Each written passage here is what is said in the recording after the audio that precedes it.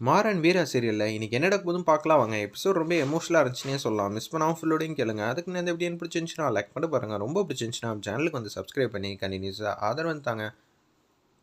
எல்லாரும் படத்தை பார்த்து முடிச்சுட்டு படம் ரொம்ப சூப்பரா இருக்குல்ல அப்படின்னு சொல்றாங்க. ரமேஷ் வந்து சரி நீங்களாம் ஆட்டோல வந்துருங்க, நான் வந்து பைக்ல வந்துடுறேன். எங்க அம்மா வந்து விருந்து சாப்பாடு வந்து ஏற்பாடு பண்ணி வச்சிருக்காங்க, எல்லாரையும் வந்து வர சொல்லியிருக்காங்க அப்படின்னு சொன்னோன்னே பைக் எடுத்துட்டு வந்து நிக்கிறாங்க. அப்பன்னு பார்த்து வந்து நம்ம வீரா வந்து பிளான் பண்றாங்க. எப்படி இருந்தாலும் வந்து கண்மணியை ரமேஷோட பைக்ல அனுப்பிச்சு வச்சா நல்லா இருக்கும். அம்மா இன்னைக்கு ரொம்பவே வந்து ஆட்டோல ரஷ்ஷா இருக்குமா, அதனால நம்ம எல்லாரும் வந்து போக முடியாது, வேணா ரமேஷ் கூட வந்து கண்மணி வந்து அனுப்பிச்சு வச்சிடலாமா அப்படின்னு சொல்லி கேட்குறாங்க. அந்த இடத்துல அம்மா வேணாம்மா, நான் இங்கேயே ஆட்டோவில் வந்து உட்காந்துக்கிறேன் அப்படின்னு சொல்கிறாங்க. அந்த இடத்துல கண்மணி, அக்கா உன்னை பற்றி எனக்கு நல்லாவே தெரியும், சரி நீ ஆட்டோவில் வந்து ஏற வேணாம், நீ போய் பைக்கில் ஏறு. வரப்போ எல்லாரும் ஒத்துமையாக தானே வந்தோம், சரி பார்த்து பத்திரமா வந்து வீட்டுக்கு வந்துருங்க அப்படின்னு சொல்லி பைக்கில் வந்து ஏற்றிக்கிட்டு அவங்க மட்டும் ரொமான்டிக்காக வந்து போகிறாங்க. அக்கா அக்கா கலக்குங்கிற மாதிரி கிண்டல் பண்ணுறாங்க. அந்த இடத்துல நம்ம வீராவும் கடைசி தங்கச்சியும் பைக்கில் போகும்போது டிஸ்டன்ஸ் மெயின்டைன் பண்ணி வந்து உட்காந்துட்டு இருக்காங்க. படத்தில் பார்த்தப்ப அந்த ஜோடி மாதிரி தான் நம்ம ஜோடிங்கிற மாதிரி கண்மணியும் ரமேஷும் ஒத்துமையாக பேசுகிறாங்க. ஒரு நிமிஷம் நீ இறங்கு, உங்கள் அண்ணன் இதே வழியாக தான் ஆட்டோவில் வருவாங்க, அந்த ஆட்டோவில் வந்து ஏறி போறியா?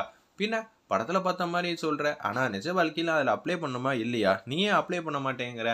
பின்ன பைக்கில் இவ்வளோ டிஸ்டன்ஸில் வந்து உட்காந்துக்கிட்டு இருக்க, நானும் பிரேக் அடிக்கிறேன், என்னென்னமோ பண்ணுறேன், கிட்டக்க வரவே மாட்டேங்கிறியே அப்படின்னு சொல்கிறாங்க. அந்த இடத்துல அவ்வளோதானே அப்படின்னு சொல்லிட்டு பின்னாடி வந்து ஷோல்டரில் கை வச்சுட்டு அப்படியே உட்காடுறாங்க. இப்போ போதுமா, முதுகில் சாஞ்சிக்கிட்டா இன்னும் நல்லா இருக்கும், அப்படியே ரொமான்டிக்காக பேசு அப்படின்னு சொல்லிட்டு அவங்க மட்டும் வீட்டுக்கு வந்துட்டு இருக்காங்க. வீட்டில் வந்து நம்ம ரமேஷுக்கும் கண்மணிக்கும் தெரியாமல் நிச்சயதார்த்த வேலையெல்லாம் ஏற்பாடு பண்ணிட்டு இருக்காங்க. இந்த வேலையெல்லாம் பண்ணது யாருன்னு பார்த்தீங்கன்னா வீராவும் ரமேஷோட அம்மாவும் தான். எல்லாருக்கும் வந்து சர்ப்ரைஸ் கொடுக்க தான் இது மாதிரி பண்ணியிருக்காங்க. அக்கா வாக்கா, இன்னைக்கு ரமேஷ்க்கு நிச்சயதார்த்தமா, அதனால தான் அவங்க அம்மா வந்து நம்மளை வந்து இங்கே வர வச்சிருக்காங்க அப்படின்னு சொன்னோன்னே பேரதிர்ச்சி ஆகிறாங்க. அந்த இடத்துல நம்ம ரமேஷும் கண்மணியும் மூஞ்சி ரொம்ப சின்னதாக போச்சு. என்னம்மா சொல்கிற, முதல்ல ரமேஷ் அம்மா பேச்சு எதுவும் தட்டக்கூடாது, ஒழுங்கா உட்காருப்பா அப்படின்னு சொன்னோன்னே எதுவுமே சொல்லாமல் உட்கார ஆரம்பிச்சிட்டாங்க. அந்த இடத்துல நம்ம ரமேஷ், கண்மணி நீ என்னம்மா அங்கே நின்றுகிட்டு இருக்க, நீ தான்மா கல்யாணம் பொண்ணு, வந்து ரமேஷ் பக்கத்தில் உட்காருனோடனே பெட்டர் மேக்ஸ் லைட் எரிஞ்ச மாதிரி மூஞ்சி கண்மணி மூஞ்சி வந்து ரொம்ப பிரகாசமாச்சு. அப்படியே பக்கத்தில் வந்து உட்காடுறாங்க. என்னக்கா வேற ஒரு பையன் பொண்ணு கூட பார்த்து கல்யாணம் பண்ணி வச்சிருவோம்னு நினைக்கிறியா? அப்படியெல்லாம் விட்டுருவோமா? ரமேஷ்க்கு தான் வந்து துபாயில் வந்து வேலை கிடைக்க போதில்ல, அதனால தான் நம்ம எல்லாரும் வந்து சர்ப்ரைஸாக இருக்கட்டும்னு சொல்லி அத்தைக்கிட்ட பேசினேன். ரமேஷோட அம்மாவும் ஒத்துக்கிட்டாங்க. என்னக்கா பயந்துட்டியா அப்படின்னு சொல்கிறாங்க. நான் விட்டுருவேண்ணா, இல்லை ரமேஷ் தான் என்ன விட்டுருவாரா அப்படின்னு சொல்லி சிரிச்ச முகமாக பேசுகிறாங்க. வேலைக்கு முன்னாடியே வந்து கல்யாணம் பண்ணி வச்சுட்டா ரெண்டு பேரும் ஒத்துமையாக வந்து போகலாம்ல, என் ஃப்ரெண்ட் அங்கே தான் இருக்காங்க, அதனால டிக்கெட்டு மற்ற இது எதுவும் பிரச்சனை இல்லை, எதுவாக இருந்தாலும் என் ஃப்ரெண்டு வந்து பார்த்துப்பாங்க. வீரா வந்து சூப்பராக வந்து பேசிகிட்டு இருக்காங்க. அந்த இடத்துல நிச்சயதார்த்தை வந்து தட்டை வந்து மாற்றுறாங்க. பாண்டியா நீ முதல்ல அந்த தட்டை எடுத்துக்கப்பா அப்படின்னு சொன்னேன். வீரா வந்து பாண்டியன் கையில் வந்து தட்டை கொடுக்குறாங்க. அம்மா ஆசீர்வாதம் பண்ணுங்கன்னோட தாமலை தட்டை வந்து தொட்டு கும்பிட்றாங்க. எல்லாரும் நல்லபடியாக இருக்கணும்னு சொல்லிட்டு சாமி கும்பிட்றாங்க. அந்த இடத்துல நம்ம ஜெயலட்சுமி அம்மா, வீராவோட அம்மா, அப்படியே வந்து பாண்டியனே வந்து அவங்க கையால் வந்து மாப்பிள்ளை வீட்டுக்காரங்க அவங்க அம்மா கிட்ட வந்து ரமேஷோட அம்மாட்ட கொடுத்தோன்னே அப்படியே வந்து மாற்றிக்கிறாங்க. எல்லாரும் வந்து சகஜமாக வந்து சோஃபாவில் வந்து உட்காந்துடுறாங்க. எப்படியோ நிச்சயதார்த்தம் நல்லபடியாக முடிஞ்சிச்சு, கல்யாணமும் கூடிய சீக்கிரம் வந்து வச்சுக்கலாம், இன்னும் 2 வாரத்துக்குள்ளேயே நல்ல நாளாக பார்த்துக்கலாங்கிற மாதிரி தான் பாண்டியன் வந்து சூப்பராக வந்து பேசுகிறாங்க. அந்த இடத்துல சீதனம் இது எல்லாம் எதுவுமே வேணாம் சரிங்களா அப்படின்னு சொல்லிடுறாங்க. ஏன்னா ரமேஷ் வந்து உன்னோட ஃப்ரெண்டு, அப்படி இருக்கும்போது சீதனெல்லாம் வாங்கி நான் என்னப்பா பண்ண போகிறேன், அதுக்குன்னு என் தங்கச்சியெல்லாம் வெறுங்கையோட வந்து அது அனுப்ப மாட்டேன்ப்பா அப்படின்னு பாண்டியன் பேசுகிறாங்க. நீ எப்பப்பா வெறுங்கையோட அனுப்பிச்ச, எனக்கு மிகப்பெரிய சீர் வேணும், அது சீரே வந்து நம்ம கண்மணி தானே, அது போதாதா மாப்பிள்ளை, இவ்வளோ பெரிய ஐஸெல்லாம் இப்பயே வைக்கிறீங்களே, எங்கள் அக்கா தாங்குவாங்களாங்கிற மாதிரி அந்த இடத்துல கிண்டல் வச்சு பேசுகிறாங்க. வீராவும் கடைசி தங்கச்சி அல்டிமேட்டாக இருந்துச்சுன்னே சொல்லலாம். எல்லாரும் வந்து வீட்டுக்கு வந்து வந்துடுறாங்க. வீட்டுக்கு வந்தோன்னே அவங்க அம்மா கொஞ்சம் பாட்டமாக இருக்காங்க. கல்யாண செலவு எப்படி இருந்தாலும் மினிமம் வந்து 5-6 லட்சம் வந்து ஆயிடும். என்ன பண்ணுறதுன்னு தெரியாமல் வந்து யோசிச்சுட்டு இருக்காங்க. அந்த இடத்துல ஜெயலட்சுமி அப்பன்னு பார்த்து மேரேஜுக்கு முன்னாடி ப்ரீ வெட்டிங் ஷூட் வந்து எடுக்கணும்னு சொல்லிட்டு இந்த ஃபோட்டோ எப்படி இருக்குது, என்னடி இப்படி எல்லாமா ஃபோட்டோ எடுப்பாங்க அக்கா, இப்போ தான் இதெல்லாம் ட்ரெண்டுன்னு சொல்லி கடைசி தங்கச்சியும் வீராவும் சொல்கிறாங்க.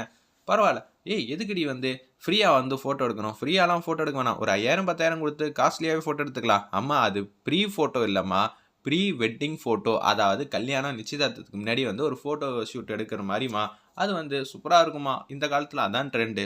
எவ்வளோ ஆகும், 50,000லேருந்து 1,00,000 வரைக்கும் ஆகும்.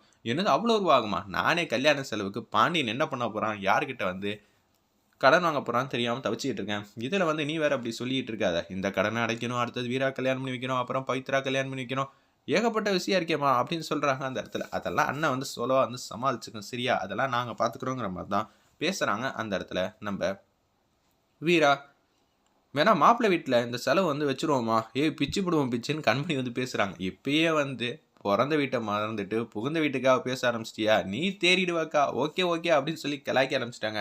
பாண்டியன் வந்து ரொம்ப சோகமா வந்து மாடியில உட்காந்து ஃபீல் பண்றாங்க.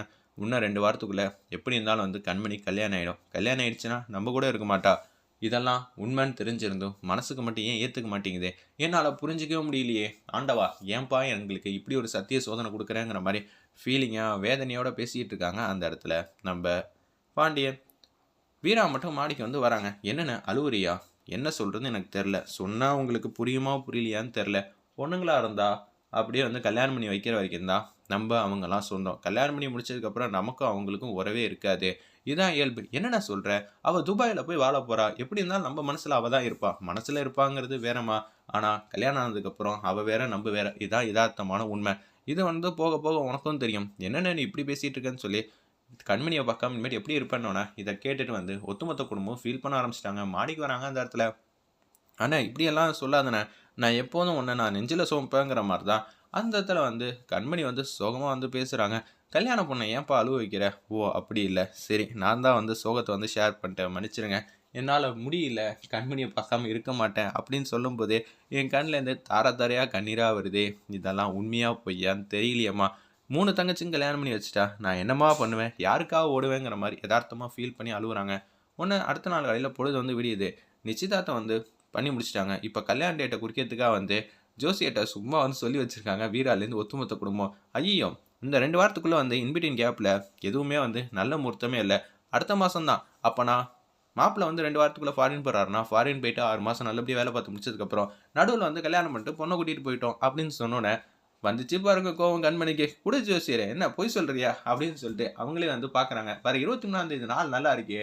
என் ராசிக்கு நட்சத்திரத்துக்கு இந்த இது சூட்டா இருக்குமே அப்படின்னு சொல்லிட்டு குடுக்குறாங்க. "வீட்லயே ஜோசியர் வச்சுட்டு என்ன கூப்பிடுறீங்களா?" அப்படின்னு சொன்னோனே எல்லாரும் வந்து சிரிக்க ஆரம்பிச்சுட்டாங்க. ஏற்கனவே நாங்கலாம் டேட் ஃபிக்ஸ் பண்ணி முடிச்சுட்டோம். நீ என்ன ரியாக்ஷன் குடுப்பேன்னு தான் நாங்கலாம் யோசிச்சுட்டு இருந்தோம். கரெக்ட்டா பெர்ஃபார்ம் பண்றியே அப்படின்னு சொல்றாங்க. 23ஆம் தேதியே வந்து கல்யாணத்த வந்து வச்சுக்கலாம் அப்படின்னு சொல்லி நம்ம பாண்டியனும் சொல்லிடுறாங்க. எங்க அண்ணன் சொன்னாங்கன்னா, எத்தன வருஷம் வேணாலும் வெயிட் பண்ணுவேன் அப்படின்னு சொன்னோனே, இல்ல வர 23ஆம் தேதியே ஓகே தானம்மா, ஓகே தானே அப்படின்னு சொல்லி அந்த இடத்துல வந்து பாசமலைய கொட்டுறாங்க நம்ம பாண்டியன். ஒரு பக்கம் மாறன் வந்து வராங்க. வள்ளி வந்து கேட்குறாங்க, "டேய் பஜ்ஜி வச்சிருக்கேன்டா சாப்பிட்றா" அப்படின்னு சொல்லும்போது சட்னிய தொட்டுட்டு சாப்பிடுறாங்க. சூப்பரா இருக்கா? "ஏன்டா இந்த பழக்கத்த மட்டும் விட மாட்டேங்கிற? அடிக்கடி கிளாஸ்ல ஏதோ ஒண்ணு சாப்பிட்டுட்டு இருக்கியே, அத விடேன்டா. நல்லா வேலை பார்க்குற. எல்லார்ட்டயும் வந்து நல்லா அன்பா பேசுற. முக்காவாசி தொழில் வந்து நல்லபடியா நடக்குதுன்னா, அது உன்னோட உழைப்பு ஏகபோக நடக்குது. அது எங்களுக்கு எல்லாம் தெரியும். ஆனா அப்பா கிட்ட நீ வந்து நடந்துக்கிற விதம் தான் சரியில்ல. நீ சூப்பரா பாசமா தான் நடந்துக்கிற. ஆனா இந்த பழக்கத்த மட்டும் தள்ளி வச்சுட்டேன்னு வச்சுக்கயேன், உன்ன குறை சொல்ல தான் நான் விட்டுருவேனா? இல்ல எங்க அண்ணன் தான் உன்ன திட்டும்போது நான் சும்மா இருப்பேனா? இந்த பழக்கத்த மட்டும் விட்டுறாங்கிற மாரி, அந்த இடத்துல நம்ம வள்ளி வந்து சூப்பரா வந்து பேசுறாங்க. "அத்தை, நான் இப்போதைக்கு என்ன பண்ணணும்? பஜ்ஜி சாப்பிட சொன்னீங்க. பஜ்ஜி சாப்பிட வந்திருக்கேன். இந்த பஜ்ஜிக்கும் கார சட்னிக்கும் வேற லெவல்ல இருக்கு அத்த. சூப்பரா இருக்கு. இன்னொன்னு எடுத்துட்டு வருவீங்களா?" "ஏய் ஏன்டா பேச்ச மாத்துற?" அப்படின்னு சொல்லும்போது, காத்து பலமா அடிக்குது. அடிச்சோனே, அவங்க அம்மாவோட ஃபோட்டோ வந்து கீழ வந்து விழுந்துடுது. அத வந்து அப்படியே எடுத்து பார்க்குறாங்க. "எப்படி அத்த கீழ விழுந்துச்சு? ஒண்ணும் புரியலையேங்கிற மாரி யோசிக்கிற மாரி காட்டி, இந்த எபிசோட் வந்து அல்டிமேட் மாஸா முடிச்சிருந்தாங்க.